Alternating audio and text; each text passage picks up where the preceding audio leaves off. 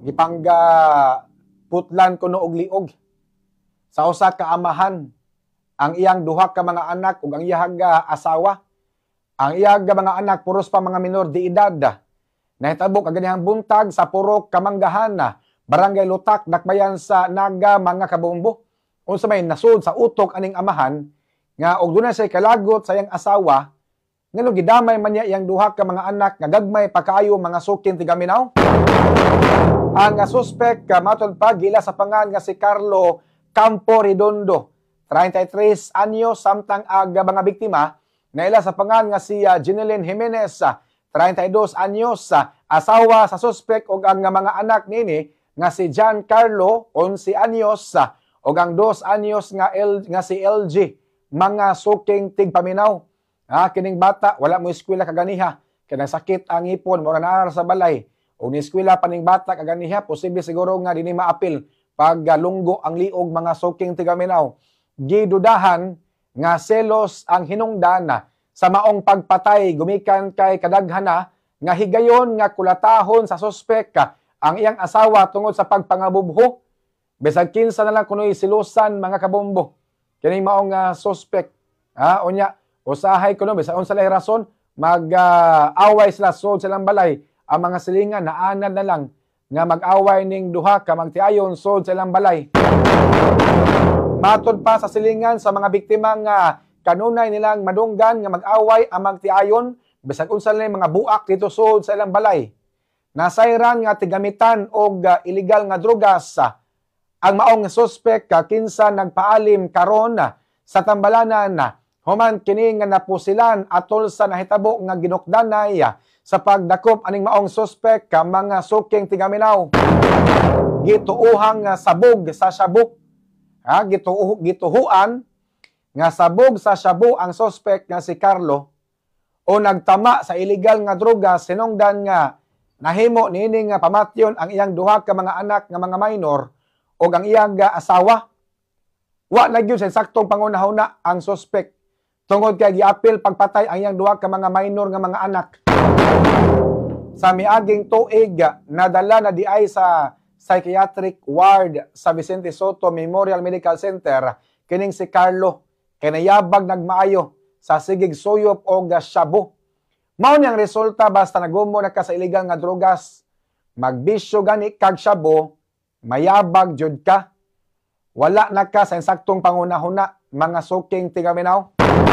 Unta hatagan ni og igong pagtagad sa gobyerno ubos sa Marcos administration ang kining problema sa illegal nga drogas tungod kay ako naobserbaran nga namalik naman ning mga player og shabu. Namalik ang mga drug pusher. Nanaghan ang mga drug addict. Nanaghan ang mga krimen nga kasagaran ang mga suspect mga drug addict. Nakahinomdom ko sa nakalabay nga semana, dunay usa ka lalaki nga puwerteng adika. Puwerteng adika. Nanigbas lang og kalit sa barangay Kalunasan, Cebu City.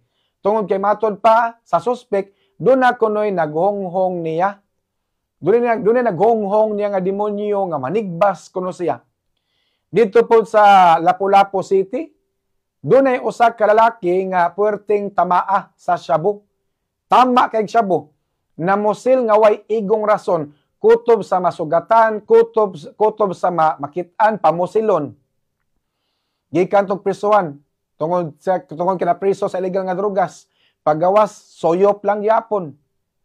Unya tungod sa tama sa shabu namusil, tulo ka buok ang nangamatay sa nakalabay nga buwan. Mga kabombo dito sa Lapu-Lapu City, ang suspect drug addict. Last month ba to or last 2 weeks ba to nahitabo mga suking tigaminaw. Doon na po to report nga usa ka amahan nga puwerteng adika. Giunay og logos ang minor nga anak. Ang minor nga anak giunay paglogos, gihimo nga sex slave ang anak mga suking tigaminaw. Labi nagmulakaw ang mama, ang bata na mabilin, nya tama kay shabu, lugoson iyang anak mga suking tigaminaw. Wala sa saktong panghuna-una. Ako na obserbaran sa gunson naman ning mga balita karon mga panahon na ba? Sa gunson ang mga balita regarding sa pagpangmolistiya, pagpanglugos, o yung sagad sa mga suspect, puros mga drug addict. Sa nakalabay nga buwan, doon na po to'y report nga inahan, gidunggab sa anak tungod kay ang anak nasuko, wala tagai og kwarta para palit og suyop. Kasuyopon ang anak, unya wa tagay kwarta sa mama, ang mama gidunggab mga sukyan tigaminaw. Tanawa, iyon na nga mga panghitabo. Kaganihang buntag, dito sa barangay Mabulo, Cebu City, usa ka lalaki nadakpan kay misulod og balay, nag-akyat bahay, nangawat og relo, nga mukabat sa 200,000. Matod pa sa suspect nga nangawat siya grilo, nag-akyat bahay siya kay para palit kuno og suyop mga kabombo. Ha? Nakabantay mo karon panahon na sa gunso ng mga krimen, patay, lugos, kawat, kasagaran sa mga suspect, mga drug addict, mga suking tigaminaw. Wala pa ko kitag drug addict nga successful sa ilang kinabuhi. Wala ko kitag addict nga tarong og pangutok. Wala ko kita og drug addict nga tarong og paminsar sa ilang hunahuna. Ma-addict gani ka o nya di ka kamao mudala sa imong tama, mabuang gyud ka. Ngano sad kahaning uban nga mga tawo nga kay balo man isla nga makabuang ning shabu, gisudlan gyud ang bisyo. I-discuss po unta ni sa Quad Committee hearing ang mga biktima nga gipamatay sa mga drug addict, mga suking tigaminaw. I-discuss po unta ni sa mga magbabalaod, sa mga senador, mga kongresista. Ila po ni i-discuss ug unsay kadaot mugna sa maog shabu. Ug unsay mga kanang dili maayo nga mahitabo ug ang usa ka tawo drug addict, mga suking tigaminaw. Yung dili masana malikayan nga naay mga matay atol sa war on drugs or sa drug operation. Sa barangay Tihero bitaw sa nakalabay simana, duha na dakpan, usa patay atol sa drug operation. Kay ang suspect na musil, nibaos ang mga pulis, di napatapata sa bala. Aga drug pusher, di pwerteng pataya. O, mamali gipasabot ni Duterte. Basta musukol, patya. Mamali gipasabot ni Duterte. Ang naman noon o ang ato mga kaigsunan ng mga pulis mo ay mga matay, nga igor gabuhat silang trabaho, mas may pamamatay ang mga drug pusher, mga drug addict, kaysa mamatay ato mga pulis nga igora nag-function silang trabaho, mga suking tigaminaw. So mao ni, no? Mao ni mga kabombo, ang akong gipasabot ninyo nga kini aga drogas, mga suking tigaminaw, wa gyoy maayo aning shabu. Apan nga numang doon mga tao nga musod aning nga maoga bisyo, mga suking tigaminaw nga bisan man tuod nga makadaot may utok. Sige, balik-balik istorya, makadaot ang shabu, makadaot sa utok, makayabag, makabuang. Apan naagyo mga tao musuway, kaya matod pa kanang curiosity, na kuryoso.